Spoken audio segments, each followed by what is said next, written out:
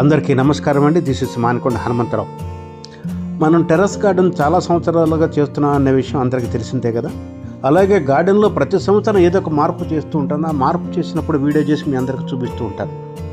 ఇంకా మనం ఏదైనా ఊరు కానీ టూర్ కానీ వెళ్ళినప్పుడు మొక్కలకి నీళ్లు ఇచ్చే విధానం ఎలాగా, ప్రతి పాట్లోనూ ఒక్కొక్క బాటిల్లో నీళ్లతో నింపి పెట్టడం వల్ల నీళ్లు కొంచెం కొంచెంగా వెళ్ళేటట్టు చేస్తే ఒక 4-5 రోజుల వరకు నీళ్లు వెళ్తూ ఉంటాయి. మొక్కలు మనం తిరిగి వచ్చే వరకు బ్రతికుంటాయి.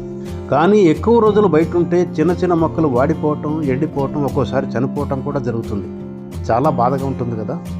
అలా కాకుండా మనం ఏ ఊరు వెళ్ళినా సరే, ఎక్కడికి వెళ్ళినా సరే, మన మొబైల్ ద్వారా అక్కడి నుంచే నీళ్లు ఇచ్చే విధానం ఉంటే డ్రిప్పింగ్ సిస్టమ్ పెట్టుకుని మనం ఏ ఊరి నుంచైనా, ఏ ప్రాంతంలో నుంచైనా, ఏ సమయంలో నుంచి అయినా కానీ మొబైల్ ద్వారా డ్రిప్పింగ్ సిస్టమ్ ఆన్ చేసి మొక్కలకు నీళ్లు ఇవ్వగలిగితే ఎంతో బాగుంటుంది కదా. అప్పుడు 4 రోజులు కాదు, 40 రోజులు మనం ఏ ఊర్లో ఉన్నా, ఏ టూర్లో ఉన్నా కానీ ఇబ్బంది లేదు. అటువంటి సిస్టమ్ మనం ఏర్పాటు చేయడం కోసమే ఈ గార్డెన్లో ఉన్నటువంటి టబ్బులు కానీ, పాట్స్ కానీ, మొక్కలు కానీ, బెంచీలు కానీ అన్నీ కూడా పక్కకు జరిపేసేసి ఈ స్థలం ఖాళీ చేసి క్లీన్ చేయడం జరిగింది. ఈ సిస్టమ్ ఏర్పాటు చేయడానికి గాంధీ ప్రసాద్ గారు ఒప్పుకున్నారు. గాంధీ ప్రసాద్ గారు మీ అందరికీ తెలిసిన వ్యక్తే, యూట్యూబరు. ఆయన దగ్గర గార్డెన్ కానీ, గార్డెన్కి సంబంధించిన మెటీరియల్ కానీ అన్నీ కూడా అవైలబుల్ ఉంటాయి.